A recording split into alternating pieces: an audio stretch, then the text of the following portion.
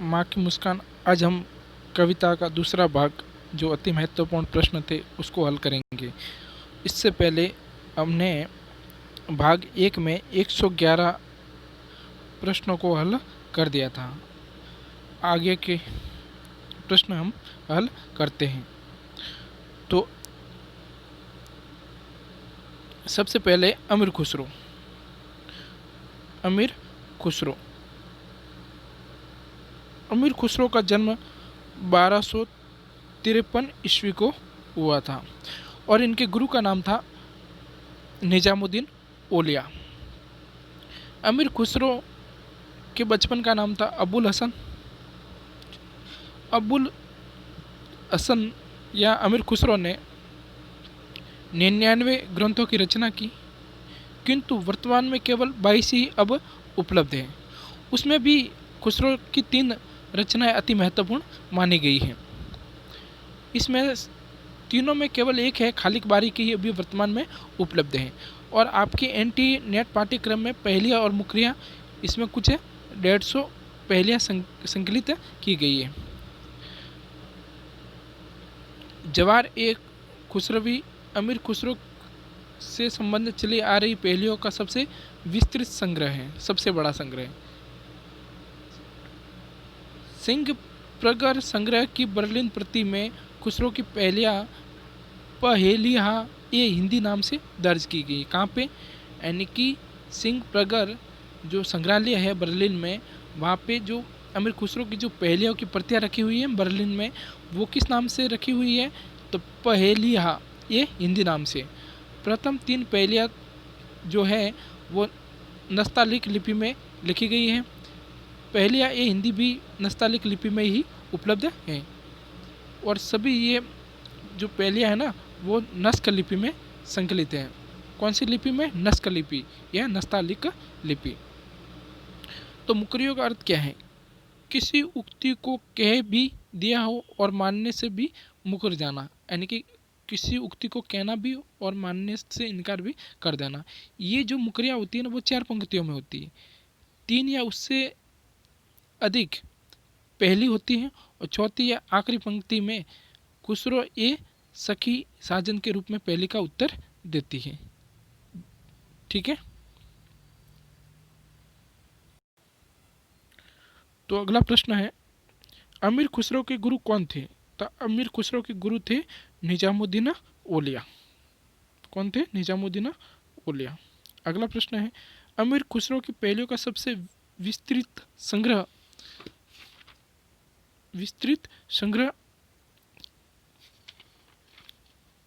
है खालिक बारी, 2 सुखने,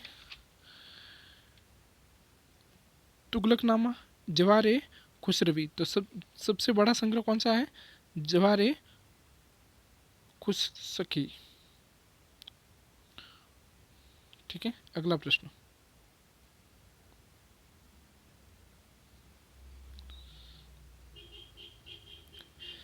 श्रृंग प्रगर संग्रह की बर्लिन प्रति में अमीर खुसरो की पहेलियाँ जो थी वो किस नाम से दर्ज है? तो पहेलियाँ ये हिंदी, निस्बत, सुखने या पहेलियाँ। तो मैंने आपको पहले ही बताया था कि पहेलियाँ ये हिंदी नाम से, और वो किस लिपि में है? तो नस्क लिपि। किस लिपि में?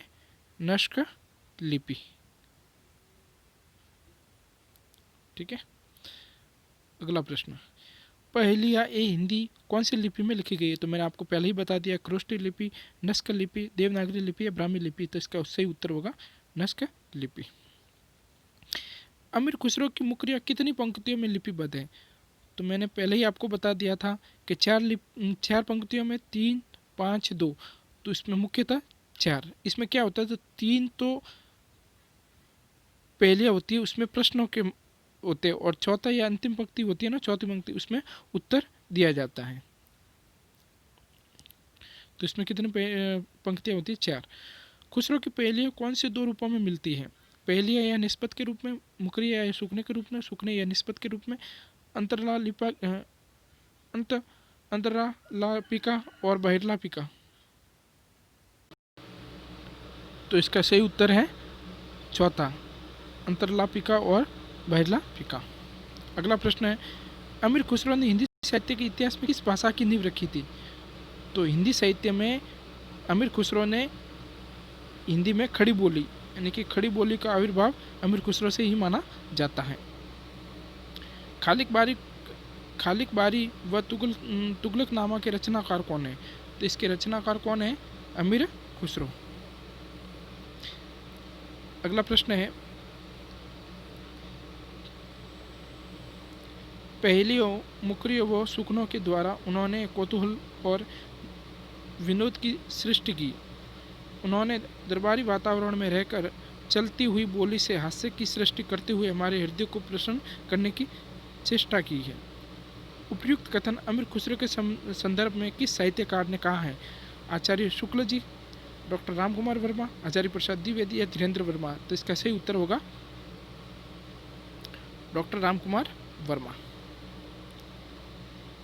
अगला प्रश्न है, हिंदी भाषा फारसी से कम नहीं है सिवाय अरबी के। हिंदी भाषा है वो फारसी से कम नहीं है सिवाय अरबी के। जिस प्रकार अरबी अपनी बोली में दूसरी भाषाओं को नहीं मिलने देती, उसी तरह हिंदी भी मिलावट का स्थान नहीं है। उपयुक्त कथन किस विचारक का है? आचार्य शुक्ल, अमीर खुसरो, सुनीति कुमार चटर्जी, मलिक मोहम्मद जायसी? तो इसका सही उत्तर है अमीर खुसरो। अगला प्रश्न है, यह आश्चर्य की बात है कि क्या खुसरो के समय तक भाषा घिसकर इतनी चिकनी हो गई थी जितनी उसकी पहेलियों में मिलती है? कथन किस विद्वान का है? तो ये कथन किस विद्वान का है? आचार्य रामचंद्र शुक्ला, नामवर सिंह, जॉर्ज ग्रेसन, सुनीति कुमार चटर्जी? इसका सही उत्तर होगा आचार्य शुक्ला। अगला प्रश्न,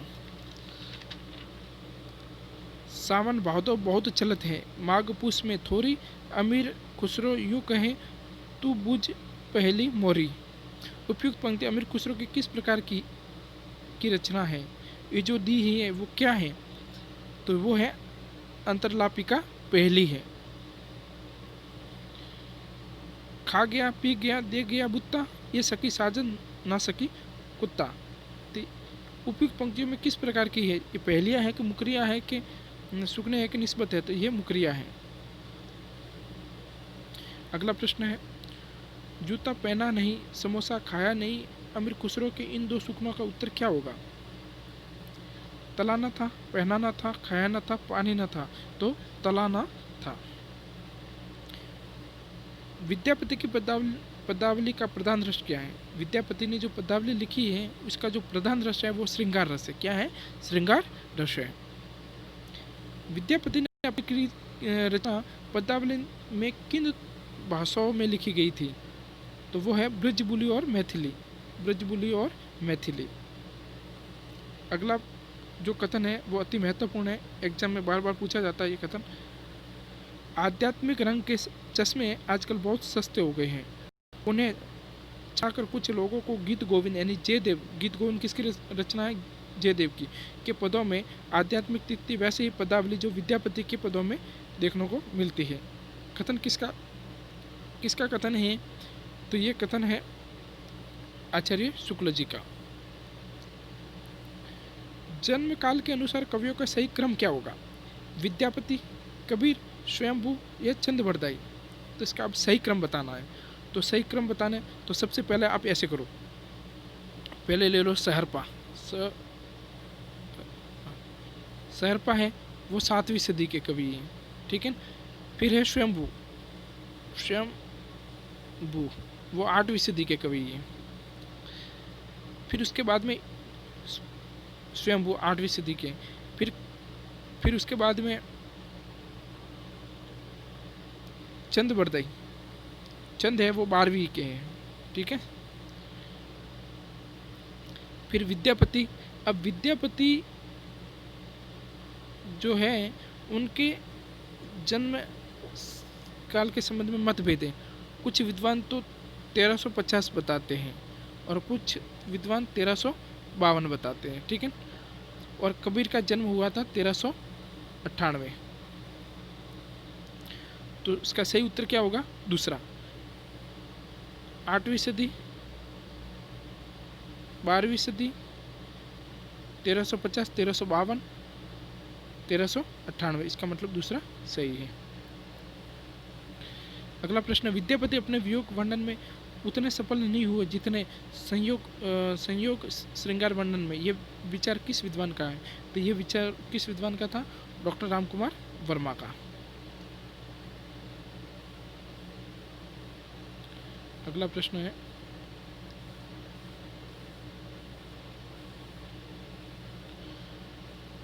है, विद्यापति ने वीर का ऐसा मर्म स्पर्शी चित्रण किया है कि हृदय को हार कर रह जाना पड़ता है। ये कथन किस विचारक का है? विद्यापति ने वीर का ऐसा मर्म स्पर्शी चित्रण किया है कि हृदय को हार कर रह जाना पड़ता है। ये कथन किस विचारक का है? तो यह है दूसरा कथन, डॉक्टर आनंद प्रकाश दीक्षित जी का। कबीर को इतिहासकारों ने किस सुल्तान के समकालीन माना है? कबीर किस सुल्तान के समकालीन थे? यानी कि मुगल था, तो कौन हो सकता है? सिकंदर लोदी, मुगलों के समय। कबीर ग्रंथावली नामक पुस्तक का संपादन किसने किया था? कबीर ग्रंथावली नामक पुस्तक का संपादन किसने किया था? बाबू श्याम सुंदर दास ने किया था। कबीर की मृत्यु के उपरांत उसकी गद्दी किसको मिली थी? तो धर्मदास को। और जो कबीर की जो पुस्तक थी ना, बीजक, उनका संग्रह भी इन्होंने किया था। कबीर पंथ किस सिद्धांत पर आधारित है? वैष्णवों का हिंसावाद में पर आधारित है, भारतीय ब्रह्मवाद पर आधारित है, सूफियों का भावात्मक रहस्यवाद पर आधारित है, कि उसमें में से सभी? तो उपयुक्त में से सभी होगा इसका। कबीर को वाणी का डिक्टेटर किसने कहा? यानी कि भाषा का तानाशाह। डिक्टेटर का मतलब होता है तानाशाह।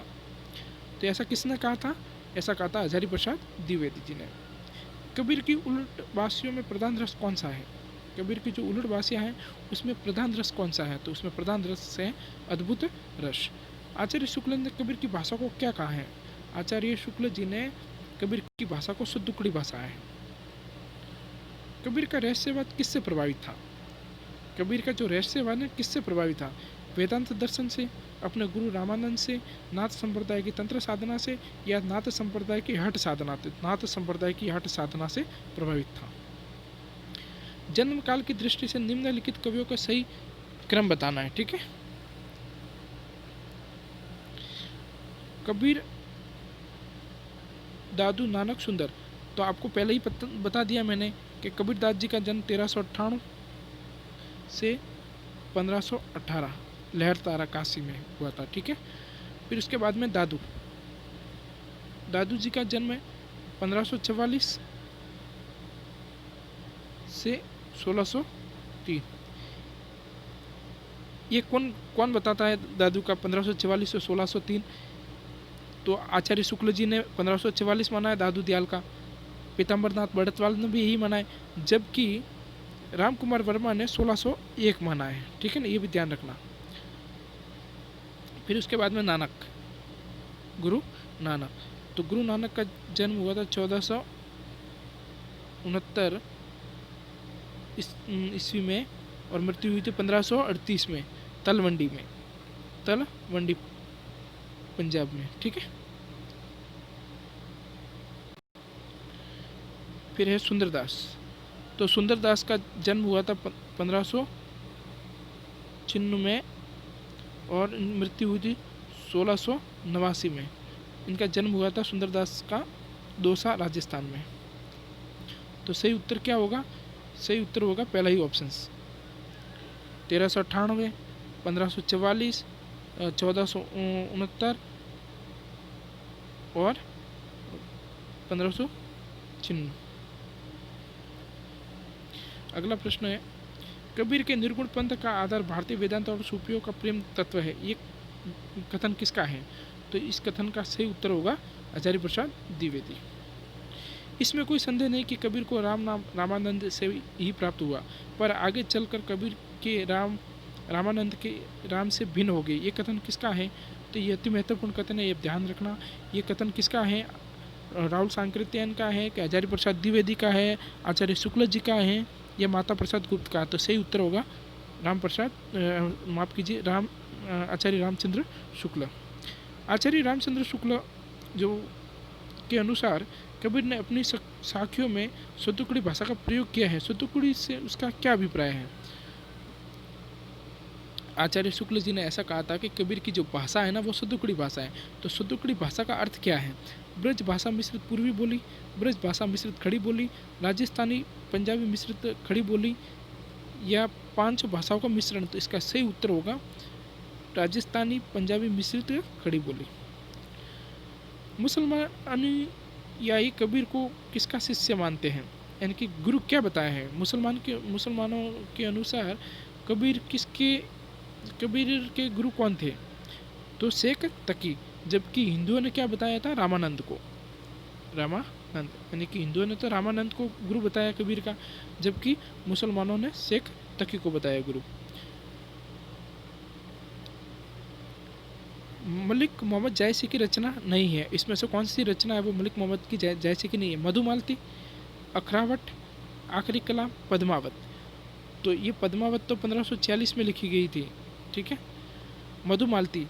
मधुमालती रचना मंजन की है। किसकी है? मंजन की, जो 1545 में लिखी गई है। तो कौन सी रचना नहीं है? मधुमालती किसकी है? मंजन की। कब लिखी गई थी? 1545 में। जबकि पद्मावत कब लिखी थी? 1540 में, अवधी भाषा में, ठीक है। अगला, जैसी पहले कवि है सूफी बाद में, किसका कथन है ये? ऐसा किसने बताया था कि जैसी पहले कवि है बाद में सूफी है? तो ऐसा बताने वाले थे विजय देव नारायण शाही। अगला प्रश्न है, सुर समाना चंद में दहु किया घर एक, ये काव्य पंक्ति किसकी है? सूरदास की है, चंद बरदाई की है, कबीर की, जयसी की। तो सही पंक्तियां हैं कबीरदास जी की थी। जयसी ने अपनी किस काव्य कृति में क़यामत का वर्णन किया गया है? तो क़यामत का वर्णन किस में किया गया है? आखिरी कलाम में। अगला प्रश्न है, जयसी के श्रृंगार में मानसिक पक्ष प्रधान है, शारीरिक गौण है। यानी कि जयसी के श्रृंगार में मानसिक पक्ष है वो तो प्रधान है, शारीरिक गौण है, ये कथन किस आलोचक का है? तो उस आलोचक का नाम बताना है। आचार्य शुक्ल, राम सहाय तिवारी, विजय देव नारायण शाही, श्याम नारायण पांडे या श्याम मनोहर पांडे। तो इसका सही उत्तर होगा आचार्य शुक्ल जी। अगला प्रश्न है, पद्मावत का नागमती व्यूह खंड अपने विरह व्यंजना के लिए लोकप्रिय है। पद्मावती का नागमती व्यूह खंड है वो विरह व्यंजना के लिए लोकप्रिय है, जिसमें जयसी ने 12 मासा की शुरुआत किस माह से की है? तो आषाढ़ के माह से की गई है, ध्यान रखें।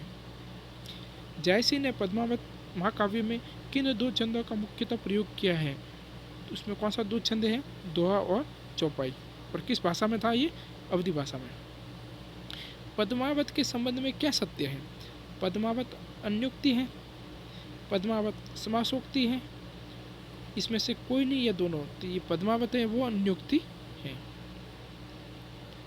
अगला प्रश्न है, यदि कहीं रमणीय सुंदर उद्वेती रहस्यवाद है तो जयसी में है, जिसकी भावुकता उच्च कोटि की है, ये कथन किस विद्वान का है? तो उस विद्वान का नाम बताना आपको। तो ये कथन है आचार्य शुक्ल जी का है।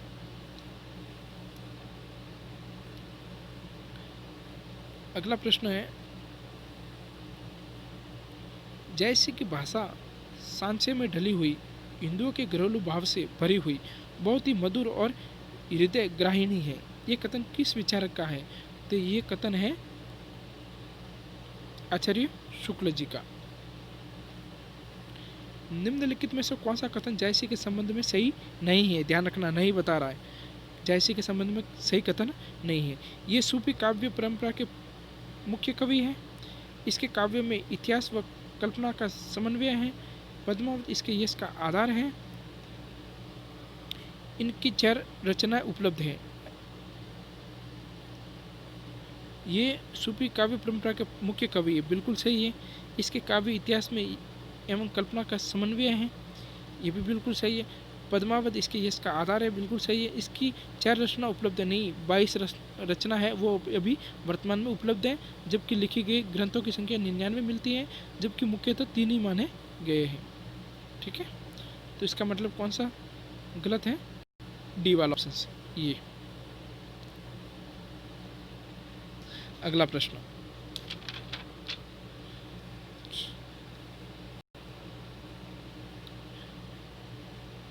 सूरदास ने कृष्ण के किस रूप को चित्रित किया गया है? योगेश्वर, परम ब्रह्म, रोक रंजन या लोक रक्षक? तो इसका सही उत्तर होगा परम ब्रह्म को। अगला प्रश्न है, सूरदास की कौन सी रचना उपलब्ध जो उपालब्ध है उसमें श्रेष्ठ है? जिसको उपालंब बोलते हैं ना, उपालंब, इसमें मिस टाइपिंग ऐसे बोलते हैं। तो इसमें कौन सी रचना श्रेष्ठ है? साहित्य लहरी, ब्रह्म गीत, सुर सागर या सुर सारावली? तो इसका सही उत्तर होगा ब्रह्म गीत। और ब्रह्म गीत किस में संकलित है? तो सुर सागर में, ये भी ध्यान रखना, सुर सागर में। अगला प्रश्न है, सूरदास के दृष्टकूट पद किस ग्रंथ में संकलित है? सूरदास के जो दृष्टकूट है ना पद किस में संकलित है? तो वो है साहित्य लहरी में। ब्रह्मगीत नाम से सूर के काव्य को किसने संपादित किया था? तो संपादित करने वाले कौन थे? आचार्य शुक्ल जी। अगला प्रश्न है, जोग ठगोरी ब्रज न बिके, वो व्यापार तिहारो उदो ऐसोई फिरे जय है। उपयुक्त पंक्तियों में व्यापार शब्द किस संबंध में प्रयुक्त हुए? उद्धव के ज्ञान के योग के संबंध में, गोपियों द्वारा किए गए व्यंग्य के संबंध में, उद्धव के स्वभाव के संबंध में, कृष्ण के त्याग के संबंध में? तो इसका सही उत्तर होगा पहला और दूसरा दोनों सही है। पहला और दूसरा दोनों सही, इसका मतलब पहला सही है। अगला प्रश्न है, तुलसीदास का संबंध किस आचार्य परंपरा से है? तुलसीदास जी का जो संबंध है ना किस आचार्य से है? रामानुजा जी से, मध्वा जी से, वल्लभा जी से या रामानंद जी? तो इसका सही हुआ रामानुजी से। तुलसीदास की जो भक्ति भावना किस प्रकार की है? तो तुलसीदास की जो भक्ति भावना वह दास्य भाव की है। तुलसीदास किस दार्शनिक मत के भक्त कवि थे? तो ये थे विशिष्टाद्वैतवाद के।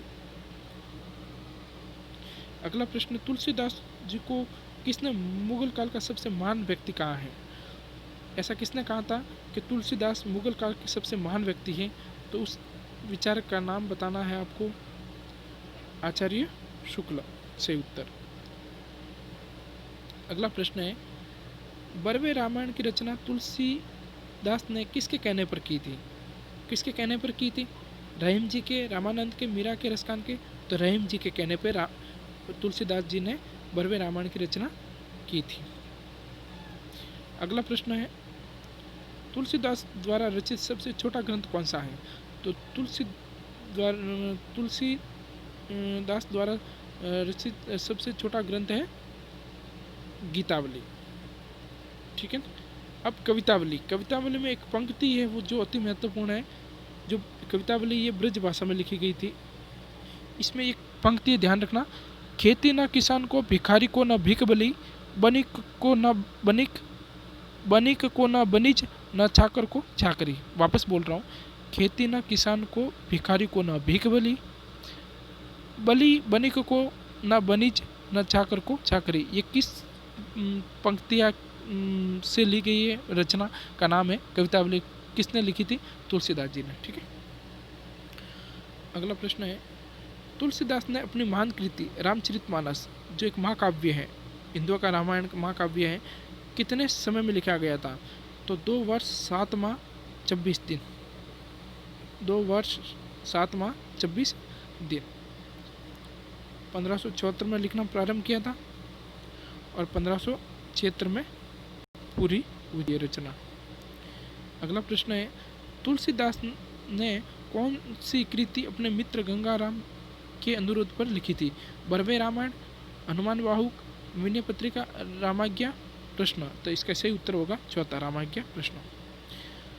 अगला प्रश्न है, बहुपीड़ा से मुक्ति पाने के लिए तुलसीदास ने कौन सी रचना की? बहुपीड़ा से बहु पीड़ा से मुक्ति पाने के लिए उन्होंने हनुमान बहु की रचना की थी।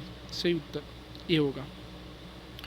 अगला प्रश्न है, तुलसीदास की किस कृति में संतों के चरित्र का वर्णन मिलता है? तो वो उसमें सही उत्तर होगा वैराग्य चंदीपनी में। ठीक है। तुलसीदास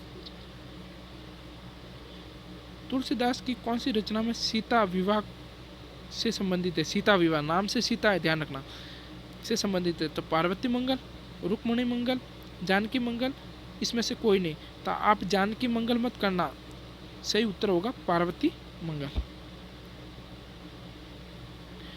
तुलसीदास कृत दोहावली का विषय क्या है? तो दोहावली का विषय क्या है?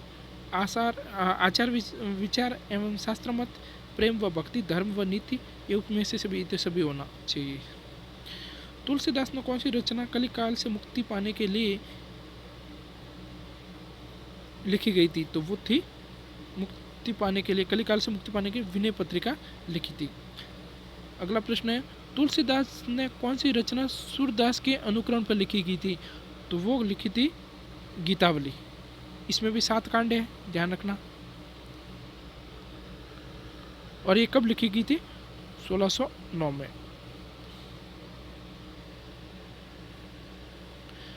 अगला प्रश्न है जो अति महत्वपूर्ण है, रामचरितमानस का अंतिम कांड कौन सा है? तो अंतिम कांड तो आपको वैसे भी पता ही है, उत्तरकांड है। कौन सा है? उत्तरकांड। तो मैं आपको 7 कांड बता देता हूँ। पहला कांड है वो है बालकांड। कौन सा कांड है? बालकांड। दूसरा कांड है, दूसरे कांड का नाम है अयोध्या कांड, अयोध्या कांड। तीसरा कांड है वो अरण्य कांड है। तीसरा कौन सा है? अरण्य। चौथा कौन सा है? चौथा आपको ध्यान रखना है, चौथा कौन सा कांड है?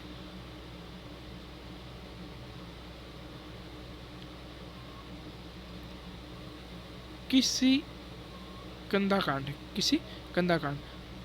पांचवा है लंका कांड, युद्ध कांड, यानी माफ कीजिए, पांचवा कांड का नाम है सुंदर कांड, और छठे कांड का नाम है लंका कांड या युद्ध कांड, और अंतिम कांड 7वां कांड का नाम है उत्तर कांड। तो पहला कौन सा था? तो पहला कांड है बाल कांड। दूसरा कांड कौन सा है? तो दूसरा है अयोध्या। तीसरा कांड कौन सा है? तो अरण्य। चौथा किसिकंदा, पांचवा सुंदर, छठा लंका या युद्ध कांड, और 7वां है उत्तरकांड। अगला प्रश्न, रामचरितमानस कौन सी शैली में लिखा गया? तो रामचरितमानस आनंद 2 छपाई में लिखी गई था। ठीक है। निम्नलिखित में से तुलसीदास की प्रबंधात्मक रचना है, प्रबंधात्मक रचना कौन सी है? तो इसका सही उत्तर होगा दोहावली। अति महत्वपूर्ण है अगला प्रश्न, हिंदी के कविता मंदिर में गोस्वामी जी का स्थान सबसे ऊंचा है और सबसे विशिष्ट है। उस स्थान के बराबर स्थान पाने का कोई अधिकारी अब तक उत्पन्न ही नहीं हुआ है। कथन किस विचारक का है? अति महत्वपूर्ण है, डॉक्टर श्याम सुंदर दास ने ऐसा कहा था। अगला प्रश्न है अति महत्वपूर्ण ये भी, जैसे रामचरित गान करने वाले भक्त कवियों में गोस्वामी तुलसीदास जी का स्थान सर्वश्रेष्ठ है, उसी प्रकार कृष्ण चरित गान करने वाले भक्त कवियों में महात्मा सूरदास जी का, वास्तव में ये हिंदी काव्य के सूर्य और चंद्र हैं। तो ऐसा किसने, यानी कि ये ध्यान रखना कि सूरदास जी को तो चंद्र बताया और तुलसीदास जी को सूर्य बताया था, ऐसा किसने कहा था? आचार्य शुक्ल जी ने। अगला प्रश्न है, लोकनायक वही हो सकता है जो समन्वय करने का अपार धैर्य लेकर आया हो, उसका सारा काव्य समन्वय की विराट श्रेष्ठता है। कथन किस विचारक का है? तो इसका सही उत्तर होगा, इसका सही उत्तर होगा हजारी प्रसाद द्विवेदी, दूसरा कथन। अगला प्रश्न है, महात्मा बुद्ध के बाद भारत के सबसे बड़े लोकनायक तुलसी जी थे, ऐसा किसने कहा था? तो ऐसा कहने वाले थे जॉर्ज ग्रियर्सन। अगला प्रश्न, अगला प्रश्न है, खेती न किसान को, भिखारी को न भीख बली, बनिक को न बनिज, न चाकर को चाकरी। उपयुक्त पंक्तियाँ तुलसीदास जी की किस रचना से संबंधित है? तो मैंने आपको पहले ही बता दिया था कि ये जो पंक्तियाँ थी ना वो कवितावली से ली गई थी। अति महत्वपूर्ण है। अगला प्रश्न है, अब लो नस अब लो न नसानी अब ना नशे हो पंक्ति किस ग्रंथ से ली गई है? तो ये पंक्तियाँ है ना, ये कवितावली, माफ कीजिए, गीतावली से ली गई है। पहला ऑप्शन सी सही है। अब अगला प्रश्न है, जन्म काल के आधार पर निम्न कवियों का सही काल क्रम अनुसार आपको बताना है। तो पहले ही आपको मैंने बता दिया है कि कबीरदास जी का जन्म 1398 है, तुलसीदास जी का 1532 है। तो इसका सही उत्तर होगा, सबसे पहले लालदास आएगा, फिर कबीरदास, फिर रामानंद, फिर तुलसीदास। और ध्यान रखना, लालदास की एक रचना है जो 1643 में लिखी गई थी, अवध विलास नाम है, अवध विलास, विलास लालदास की। तुलसीकृत रामचरितमानस के खंड जो कांडों का सही क्रम है, तो सही क्रम मैंने आपको पहले ही बता दिया था, बालकांड, अयोध्याकांड, अरण्यकांड और सुंदरकांड, ये सही है। अगला प्रश्न है, तुलसीदास जी की रचनाओं का सही क्रम बताना है। तो रामलला नेहरू जो 1555 में लिखी गई थी, रामाज्ञा प्रश्न 1564 में लिखी गई थी, बरवे रामायण जो 1607 में, और विनय पत्रिका 1609 में। इसका मतलब पहला ही सही है। अगला प्रश्न, गोरख जगायो जोग भक्ति बगायो भोग, तुलसीदास जी की जो पंक्तियां हैं अति महत्वपूर्ण है। उपयुक्त पंक्तियों में तुलसीदास जी क्या कहना चाहते हैं, इसका अभिप्राय क्या है? नाथ पंथ का हठ योग मार्ग हृदय पक्ष शून्य है, जनता हठ योग को पसंद करती है, योगियों की रहस्य भरी वाणियों से जनता की भक्ति भावना दब गई थी, या जनता भक्ति मार्ग से विमुख हो गई थी। तो इसका सही उत्तर क्या होगा? इसका सही उत्तर होगा पहला। ए बी सही है, ए बी सही है, डी सही है, जबकि सी गलत है। अगला प्रश्न है, झूठो है झूठो है झूठो सदा जगु, संत कहंत जे अंतु लाहा है, ताको सह सठ संकट कोटिक, काढ़त दंत करंत अहा है।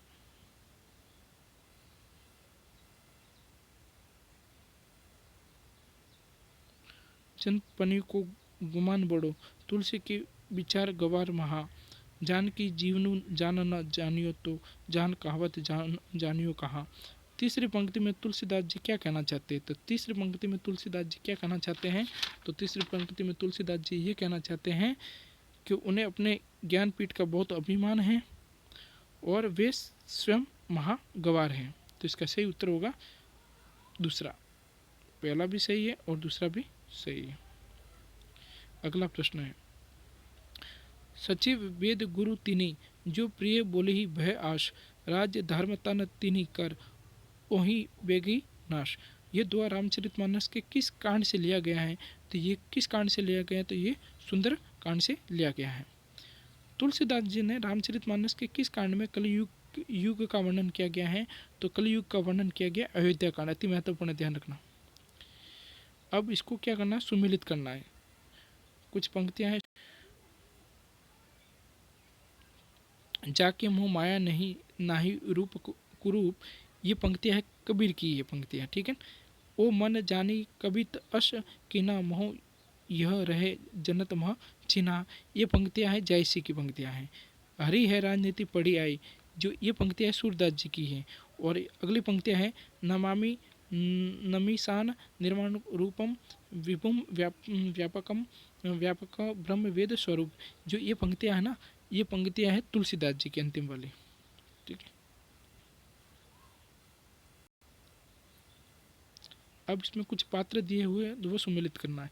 तो राघव चेतन जो है वो पद्मावत का पात्र है, ठीक है। श्रीदामा लिया यानी कि सुदामा, सुदामा है वो सूरदास, जो सूर सागर है ना तुलसीदास दास की, माफ कीजिए सूरदास की, सूर सागर का पात्र है। सबरी, जो सबरी जो है वो रामचरित का है, और चंदा है वो चंदायन की पात्र है, ठीक है। अगला प्रश्न है, मैं नारी अपावन प्रभु जग पावन, रावण रिपु जन सुखदाई, राजीव विलोचन भव भय मोचन पाही पाही, सरनाही आई। रामचरितमानस के उक्त चौपाई में व्यक्त विचार किस पात्र के हैं? तो ये कथन किसने कहे थे? ऐसे कुछ पंक्तियां अहिल्या ने कही थी। अगला प्रश्न है सुमिलित करना। इसको भी क्या करना है? सुमिलित करना है। तो कुछ पंक्तियां हैं। जो ही पंक्ति के निसर होई करे बीरे के बात, सोई पंक्ति जाई के जरी तखीर हुई निपात। तो ये पंक्तियां किसकी है? तो ये पंक्तियां हैं जायसी की। ये किसकी पंक्तियां? जायसी की। अगला प्रश्न, हमको सपने में सोच जो दिन के बिसुरे नंदन नंदन ता दिन ते ये पोच। ये जो पंक्तियां है ना, ये पंक्तियां हैं सूरदास जी की। अब जीवन की है कपि आस न कोई, कन गुरिया की मुद्री कंगना होई। ये जो पंक्तियां है ना, ये पंक्तियां हैं तुलसीदास जी की। और अंतिम पंक्तियां किसकी है? जीबिया ऐसी बावरी कहीं गई सरग पताल, आपू कहीं भीतरी रही जूती खाल कपाल। जो ये पंक्तियां हैं, ये पंक्तियां हैं रहीम जी की। अंतिम वाली पंक्तियां किसकी है? रहीम जी की। अगला प्रश्न है, निम्नलिखित ग्रंथों में से किसके रचयिता तुलसीदास जी नहीं है? ऐसी कौन सी रचना है जो वो तुलसीदास की नहीं है? तो वैराग्य चंद्रपनी है, कृष्ण गीतावली है, पार्वती मंगल है। ये जो हनुमचरित है वो नहीं है। तुलसीदास जी के गुरु कौन थे? तो तुलसीदास जी के गुरु नरहरिदास थे। बाबा नरहरिदास या नरियानंद दोनों मिलता है, ठीक है, नरहरिदास है। अगला प्रश्न क्या कह रहा है? बिहारी सत्सई में श्रृंगार दोहे की संख्या। तो कुल दोहे की संख्या तो 713 है। 713 में श्रृंगार वाले दोहे की संख्या 600 है। अगला प्रश्न है, बिहारी के काव्य को शक्कर की रोटी किसने कहा है? तो बिहारी के जो काव्य हैं उसकी शक्कर की रोटी कहा है? पदम सिंह शर्मा ने। अगला प्रश्न है, बिहारी सत्सई किस भाषा में लिखी गई थी? तो बिहारी सत्सई जो लिखा गई है ना, वो ब्रज भाषा में लिखी गई थी। लाल चंद्रिका नामक बिहारी सत्सई टीका के रचनाकार कौन है? तो लाल से नाम याद रखना, लल्लू लाल। बिहारी सत्सई पर सबसे प्रमाणिक टीका किसने लिखी थी? तो सबसे प्रमाणिक टीका लिखी थी जगन्नाथ दास रत्नाकर ने। अगली कथन है, किसी कवि का यश उसकी रचनाओं के परिणाम के हिसाब से नहीं होता है, गुण के हिसाब से होता है। मुक्तक कविता में जो गुण होना चाहिए वह बिहारी के दोहे में अपने चरम उत्कर्ष पर पहुंचा है, इसमें कोई संदेह नहीं। ये कथन किसका है? तो ये कथन अति महत्वपूर्ण है, आचार्य शुक्ल जी का, ध्यान रखें। अगला प्रश्न है, अंग अंग चबी की लपटी उपड़ती जाती अच्छे, खरी पातरी तहु लगे भरी भरी सी देह। इन पंक्तियों में बिहारी का क्या अभिप्राय है? तो इन पंक्तियों में बिहारी का अभिप्राय